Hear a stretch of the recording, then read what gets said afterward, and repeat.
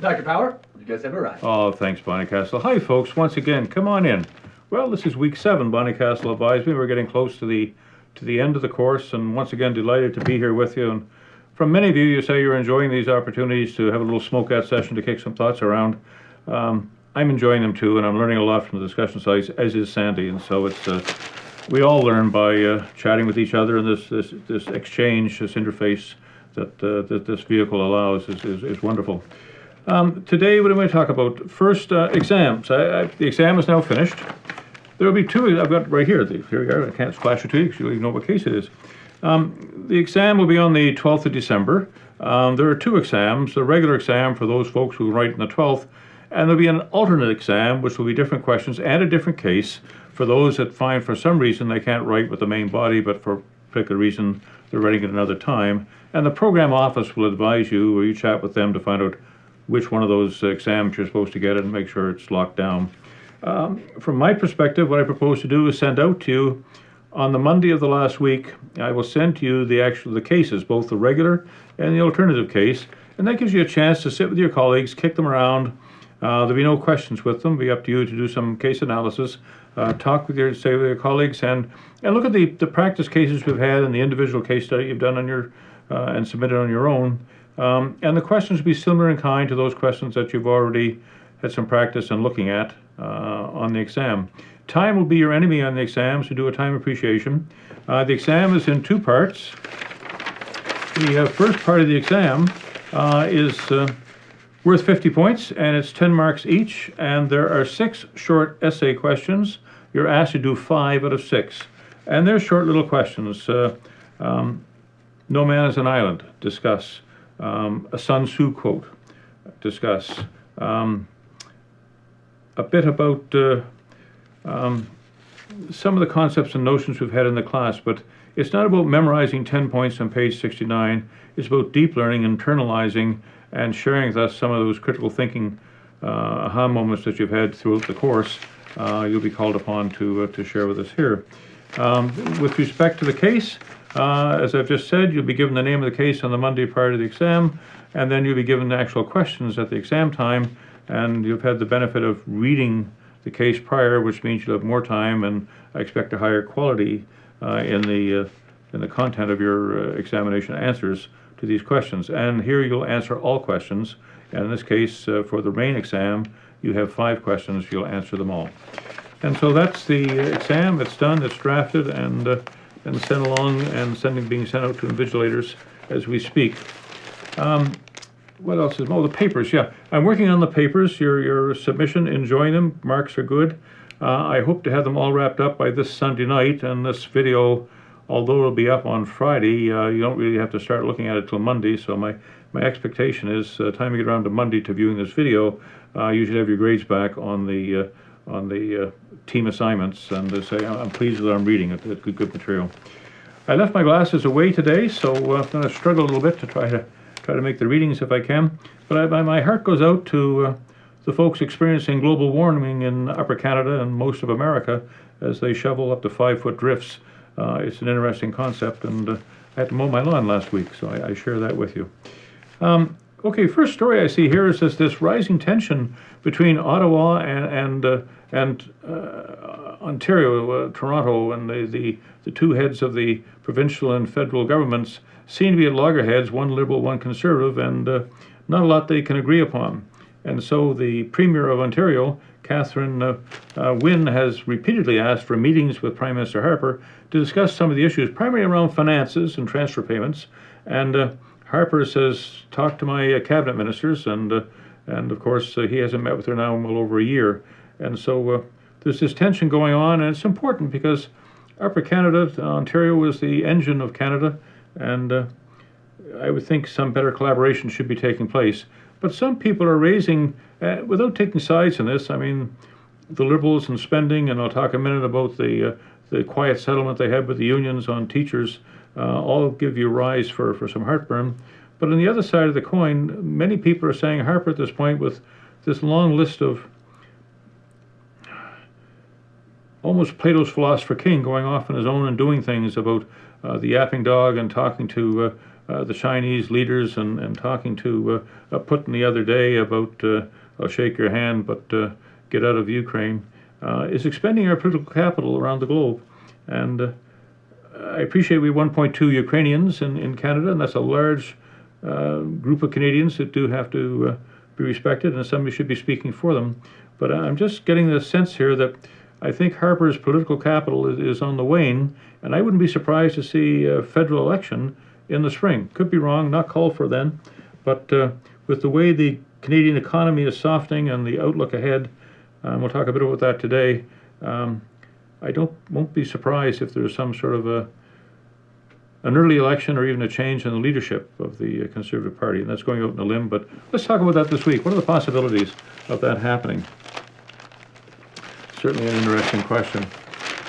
We have here the story in Mexico that the wife of the president, Enrique Pena Nieto, in Mexico, his wife bought a $10 million mansion. She's a television soap star, apparently made $10 million in her own right in 2010, and claims these are the funds used to buy this very large, ostentatious home.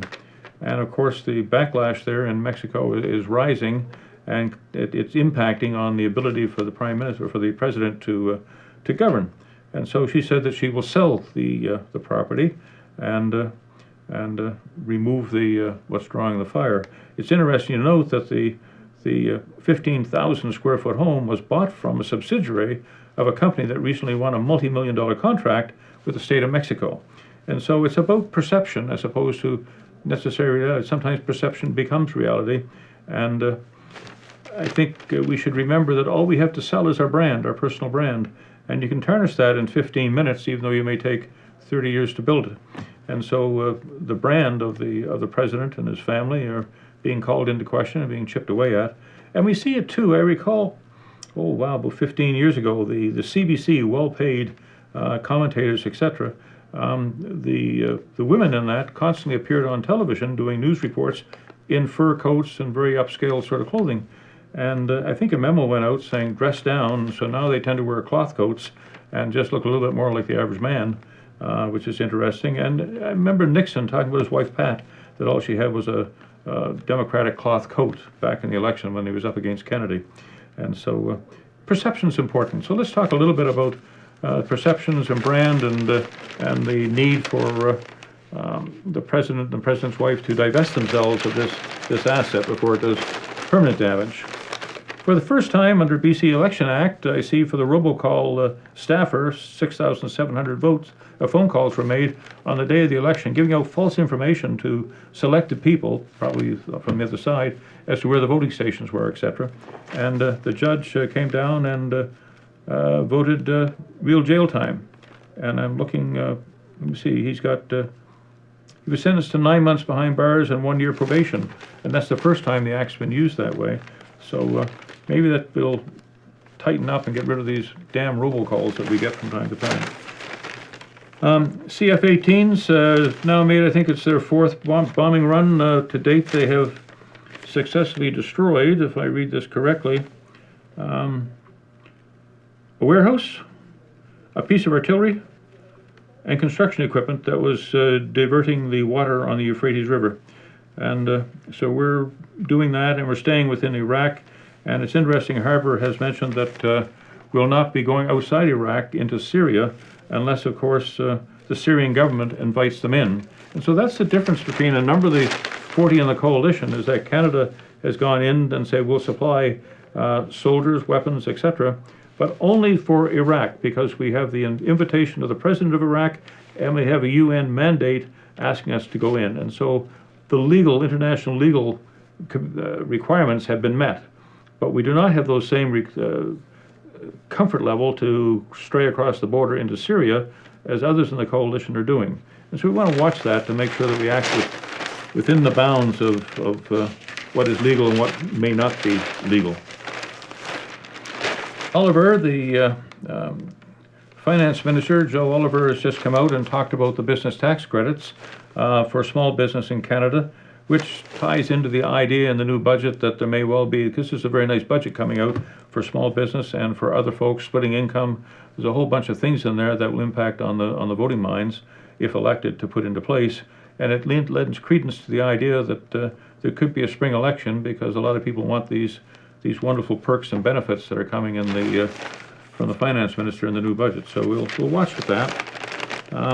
We talked about WIN earlier, and this is the $468 million buyout to get labor peace a little while back, but it was done quietly and under the table because others that didn't have that same bargaining power with government were forced to take the standard little or no increases. And now it's come to light that's there. And so it speaks to living within your budget. Certainly we've talked about, and the economy is such that Ontario has to pull in its reins a little bit on its budget. I guess it depends on whether you believe in Keynesian economic theory or that of Milton Friedman or Hayek, your choice between the two. And there's a great television site online called Commanding Heights.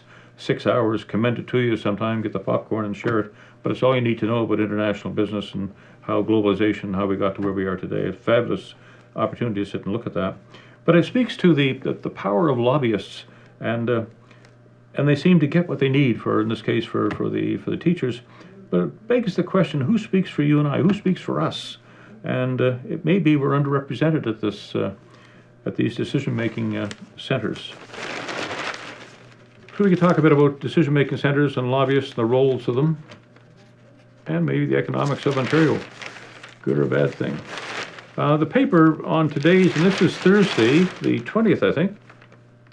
Thursday the 20th, a wonderful center spread on the Middle East, all the different countries, relationships, what's the motivating factor, a bit of the background.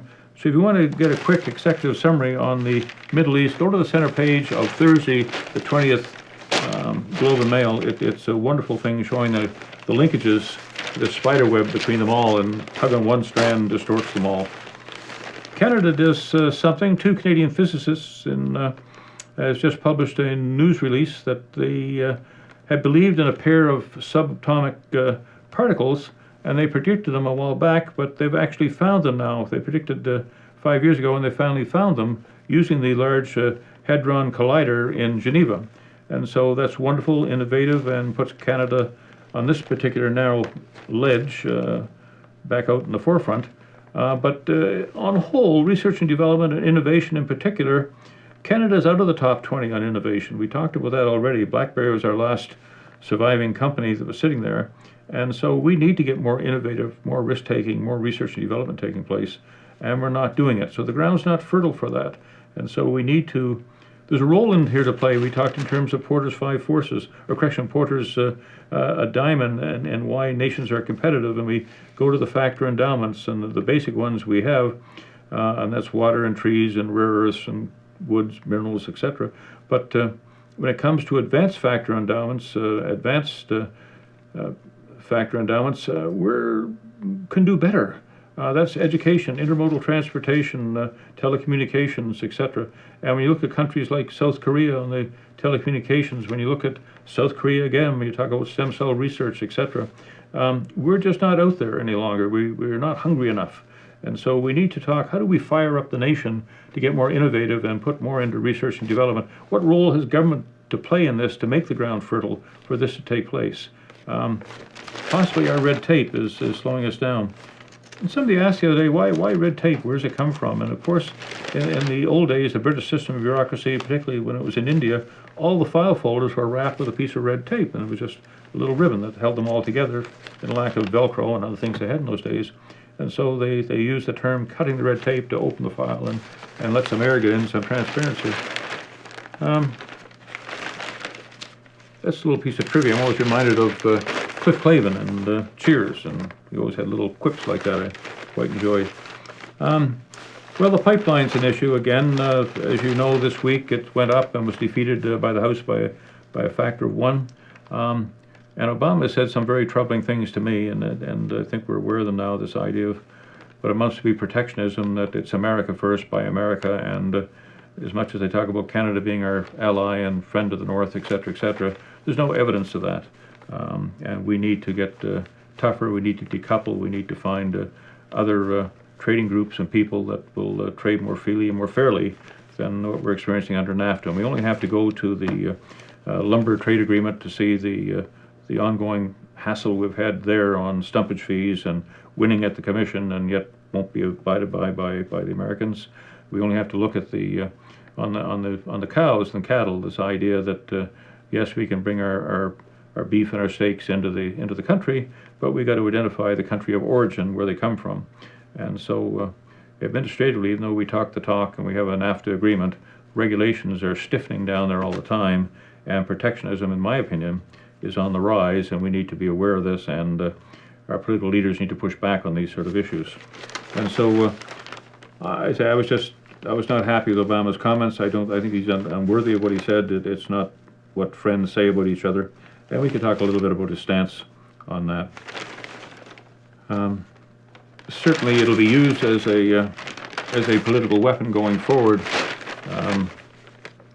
because we see now this clash, if you will, between the Republicans come January, when they have control of the two houses, and the president with a pen and a telephone, and the willingness to run up to the line, and some even say cross the line with respect to the Constitution. And so it's all going to start coming to a head, and the Keystone Pipeline is one of those things. We'll see the push.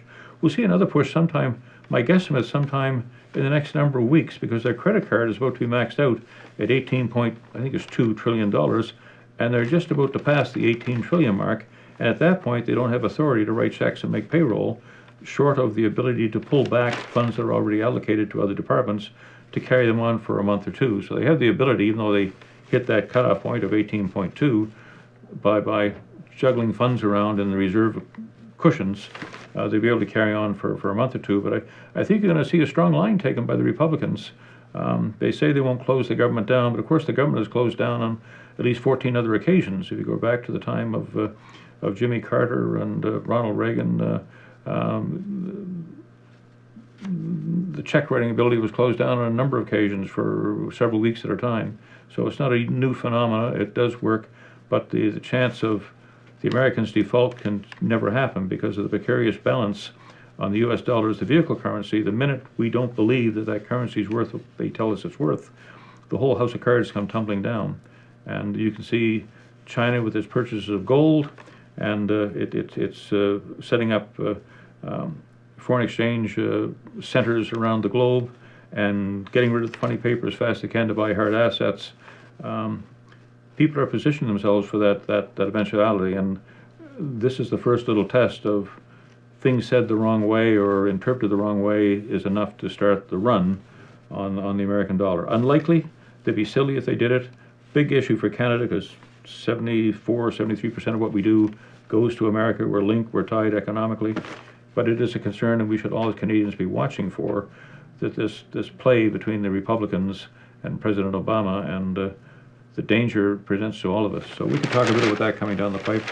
I was very disappointed in this little 19-year-old girl down in Honduras that was killed, it appears, by her former boyfriend as she was going on to the World Championships on this. Just a tragedy for that to take place, and it's in line with what we saw last week. This young woman who, Renelle Harper, I think her name was, we talked last week about under a bridge and being saved, but beaten within an inch of her life and sexually molested, and just a tragedy the way we do things. And so, anyway, there's just another story. The story continues, and we need to be more positive, be aware of, and we all have a role to play in this, and do training, education, and anyway, speak up. Liquor laws in BC are going to take effect in 2015. That's where they're going to do the privatize, much as Alberta has done, and have a lot of private shops and opening up in grocery stores in particular. Certainly our area, Jimmy Patterson's just opened up the Quality Foods in Langford, a good shop, large shop, and right next door is a liquor store, and I'm not sure, it wouldn't be a stretch to see a hole knocked through the wall and the liquor store becomes officially part of Quality Foods. Could be wrong, but in any event, grocery stores big are going to be allowed to get into this business, and I think it's an idea whose time has come. Certainly, I've always admired Americans when you go in there on vacation to walk down your shelf and get your case of beer or your bottle of cheap red wine or whatever it happens to be. and it's there, it's available, and the prices are good. Here, of course, we take so much clawing back in taxes, and you ask yourself why that is. But in any event, there's going to be more opportunity to buy your friendly case of beer at your corner grocery store coming up very early next year. Whistleblowers, the minister, Bill Bennett, Minister of Mines, we've had this, where did it take place? This was Quinnell Lake, tailings let go, and the water contamination and all the chemicals inside have leached and have, for the time being, destroyed the lake. And so Minister Bennett has set up 3 separate commissions to investigate the circumstances and facts surrounding these incidents to try to get to the bottom of it and who's at fault and how it could have been fixed and how not to do it in the future. But he speaks specifically about there'll be no risk for whistleblowers to step forward and talk directly to these commissions and say what they're on their mind. And so that's a very positive thing, because whistleblowing, as we see with Snowden and others, is absolutely necessary today when sometimes when government don't do what government's supposed to do. And remember, they work for us, and be prepared to share. I remember in the military when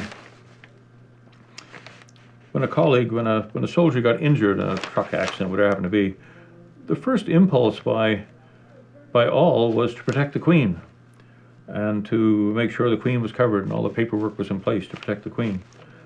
And sometimes without regard to the soldier.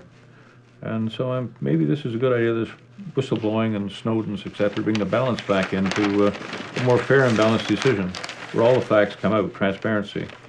I see here's a new leader, I think a populist by the look of it, but has taken over power in Jakarta. He's a former governor, talked about anti-corruption, talked about the political system, and as a populist, he's trying to identify with the working class. And I think we're going to see a complete change in the leadership of Indonesia, where before we had Sukarno and Suharno, I guess that was it, the two of them for the longest while, and the children taking over the country. And now, of course, we have the fresh new face coming in, fresh new approach, and speaking more for the people. At least that's what it purports. Let's see how it unfolds. Certainly, Indonesia is a very large nation. Fraser Terminal, talking about a new coal export terminal, and do we need one? Currently, Mr. Patterson, I think, runs the terminal down by Schwartz Bay, by Sawasan on the side there. And the question is, do we need another one? And it's being strongly opposed by the Americans, who are saying, no, you don't need another one, and it's led by the environmentalists, etc., etc. And again, could this be like the Keystone Pipeline, that Americans are concerned that Canadian coal and price and competitiveness will rival their coal mines in Kentucky and other places, and so they're doing their best to put a broom handle in to limit the amount of oil, or in this case coal, or natural gas coming down into America. So let's peel the onion a little bit and ask ourselves, do we need a new coal export facility terminal on the Fraser River, and why are the Americans opposing it? Well, we're almost there. Let's see this one. The auto industry is speaking up and sounding alarms over loans, again thinking about the way the economy is going and that the consumer just has too many loans.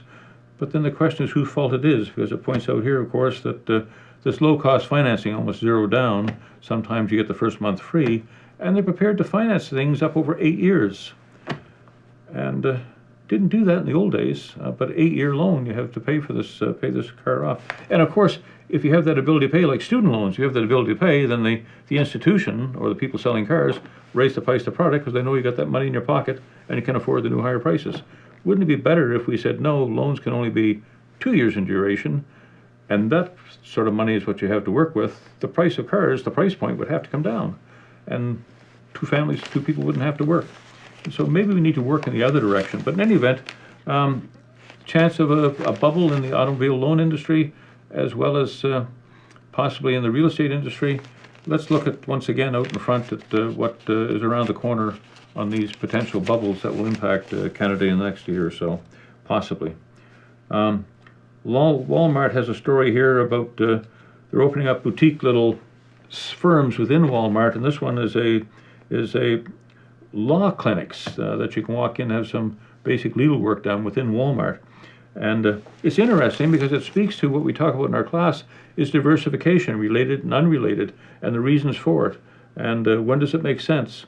And I can only assume it makes sense here because Walmart's making a basket of money, and they're left with a choice that even though they're not in the law business, they're left with a basket of money, so they can either put it in the bank at 1 or 2 percentage points, or very low, but they have a duty to do something like that, or give it back to the shareholders, or put it in some other business that's unrelated that they can make some money on. And they must believe that in this case, that's a good business investment, and it's not about ego. They're going to get into the law boutiques within the Walmart facilities. And so we can use that as an opportunity this week to think about diversification, related and unrelated, and it's materials we're covering in the course. TransCanada is going to spend big, talk in terms of $33 billion earmarked for projects, but there have been delayed. Once again, as we talked about the Keystone Pipeline, by political inertia, by the falling dollar. We talked a couple of weeks ago, we talked about the price of oil. I think it was just in the low 80s at that point. It was $88 and went down to $82, and then we reached down to $77, and today as we speak it's down to $75. And I think we've said our expectation is don't be surprised if it hits the very low 70s or very high 60s. And of course what impact that has on all these type of projects that have been on the books ready to go. If the price point for a barrel of oil comes less than the break even, all this has to stop. And only those companies that have the cost per barrel less than $68 or so will be able to contribute, and that will speak to that supply-demand curve. We talk about a glut of oil right now and what's available in gas. Well, that glut will dry up if these things start turning down the taps a little bit, waiting for the market to come around. So it's a wonderful way for the market, if the government gets out of the way, to let it self-correct itself. Just let the consumers vote with their money, and it'll go down, it'll go up. But we could talk a bit about Walmart diversification. We could talk about TransCanada and others and their plans, watching the price of oil, and where do you think it's going to go, and what will be the impact on your business? How closely are you tied to that? Certainly should be good for the airline industry, because 25% of what they do, as we've said, is fuel costs. And if the price comes down to the high 60s, we should be getting some adjustments, I think, on the price of transportation in Canada. Target has come back into Canada, completely misjudged its market entry strategy into Canada a couple of years back. It's now trying to fix that. And on the new stores, it appears from the growth and the margins, it's fixed. On the old stores, where people like you and I have gone to once before and were soured on the experience, their percentage of growth is still about 1% or less, no matter what they're doing. They haven't got us to go back in there, and I, for one, have not gone back. That's just a matter of me going down and doing that, I suppose. But certainly we could watch Target as they try to step back, rebuild their brand, do some promotion, and come back in. Some lessons can be learned by watching what Target's doing in Canada. Here's one. Canada tops the food safety rankings. Here it's about the Canadian beef, and